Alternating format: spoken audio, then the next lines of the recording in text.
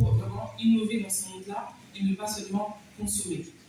Donc la formation, moi ce que j'encourage vraiment, c'est de se former. Comme je disais, moi j'ai repris des études étant adulte avec une formation à distance, en partie, juste avec une connexion internet. Et ça c'est ouvert à tout le monde. Et j'encourage vraiment, je forme gratuitement des groupes de femmes en Côte d'Ivoire et au Sénégal. Et dans tout ce que je fais, je les invite vraiment à se former à la technologie. Il n'y a pas de limite d'âge, il n'y a pas de limite de genre.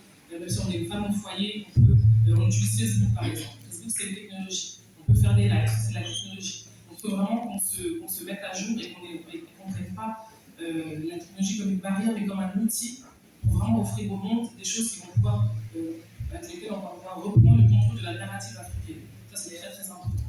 Il y a aussi, au niveau des chiffres, le fait qu'on a une jeunesse qui va être sans emploi. Parce que par rapport au nombre de jeunes qu'on va avoir, il n'y a pas assez d'emplois qui sont pourvus.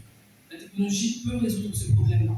Moi, j'ai des associés qui sont au Bénin, qui travaillent avec le Canada, qui sont au Cameroun, qui travaillent avec la France. Une connexion Internet, c'est largement suffisant pour créer les nouveaux emplois de demain.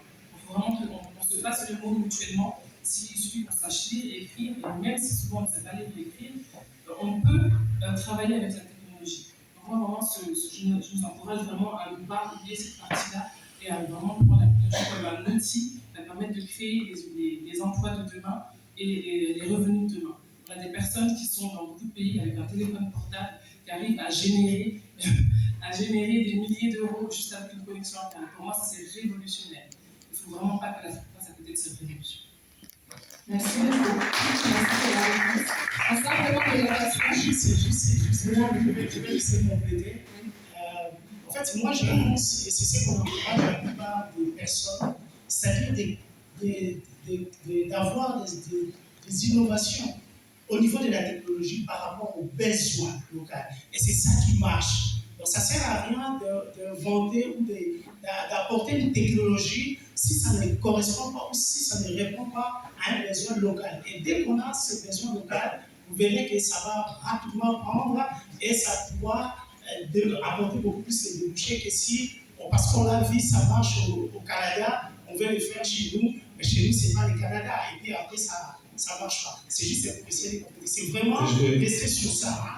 Rapidement, parce qu'on n'est plus par le temps et on va avoir des questions.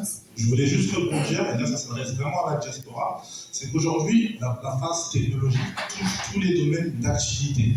Donc aujourd'hui, on est toujours là, nous, diaspora, à chercher dans quoi je vais investir, que ce soit au Congo, pour la plupart d'entre nous, en Côte d'Ivoire, en Centrafrique, dans quoi je vais investir.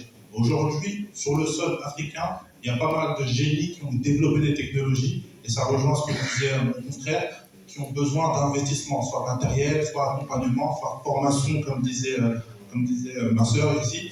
Et c'est sur cette partie-là qu'on doit réfléchir. On cherche toujours à vouloir faire des grosses choses, alors que des petites choses ramènent des grandes choses. De cette façon-là, on doit changer notre manière de réfléchir, et ça, c'est important. Et là, on a un domaine qui touche à tous les domaines du monde, agriculture, médecine, nouvelles technologies et autres. Et c'est dans cette réflexion-là qu'on doit avoir et au quotidien. Merci beaucoup.